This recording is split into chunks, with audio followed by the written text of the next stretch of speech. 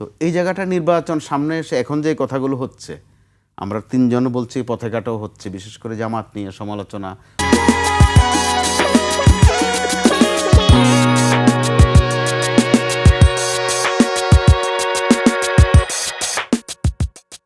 অথবা জামাতের প্রতি এখন যে ঘৃণা, সেটা ধারাবাহিকতা থাকবে কিনা। আওয়ামী লীগের প্রতি মহব্বত তো আসলে সব রাজনৈতিক দলের কাছ থেকে আমরা দেখছি, এটা কন্টিনিউ থাকবে কিনা, এই জন্য এই প্রশ্নটা। কারণ কি, এটা কি ভোটের জন্য? এই ভোটের জন্য আমাদের এখানে কতগুলো বিষয় আছে। ভোটের জন্য আমরা ধর্মকে পর্যন্ত ব্যবহার করতে যেখানে ছাড়ি না, ওখানে আওয়ামী লীগ তো কোনো বিষয় না।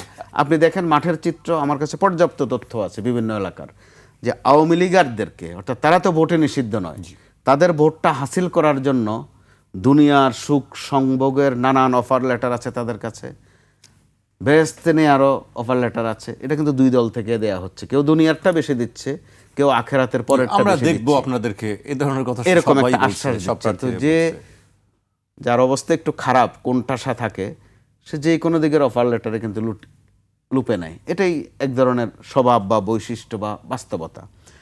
তো এবার যেটা শুরু হয়ে গেল, আমরা গুপ্ত সুপ্ত বলছি, এই গুপ্ত সুপ্তের আরেক চর্চা কিন্তু বা আরেকটা ফাউন্ডেশনে কিন্তু আমরা এই নির্বাচনকে ঘিরে রীতিমতো পা দিয়ে ফেলেছে বড় দুটি দলে, বিএনপি ও জামাতও। সেখানে কে বেশি কামিয়াবি হবে, কে বেশি নেকি হাসিল করবে, সেটা নিয়ে দল দুটার মধ্যেও কিন্তু আপনি খেয়াল করে দেখবেন যে বিরোধ আছে, তাচ্ছিল্য আছে, খোঁচা দেওয়ার একটা অভ্যাস আছে। কিন্তু কর্ম কিন্তু দুপক্ষই করছে। বিএনপি কৌশলী দল, তারা সহ্য করছে, সহ্য করতেই হবে, তাদের বড় দল, সেটা তাদের এক ধরনের ধৈর্যের পরীক্ষার মধ্যে তারা আছে।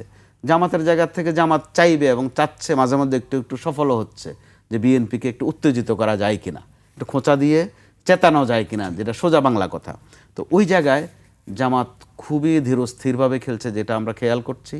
হুমকি দমকিও দিচ্ছে আচ্ছা মতো, আবার আরও আগেই কিন্তু একটা বক্তব্য দিয়ে রেখেছে, এটা আমরা ভুলে যাচ্ছি, যে নির্বাচনের পরপর সরকার গঠনের আগে আগে আমরা আবার বসবো। তাহলে এই বসাবসির প্রশ্ন কেন? আগে চেয়ারটা রেখে দিয়েছেন কেন? আর আপনি এবার চেয়ারটা ঠিক রেখেছেন কেন? আপনিও পরিষ্কার করুন যে যা হবার হয়েছে, গুনাহ যদি করে থাকি, আপনিও করেছেন, আমিও করেছি, আপনার জন্য আর চেয়ার নেই, সেটা কিন্তু কোনো বার্তা নেই আমাদের।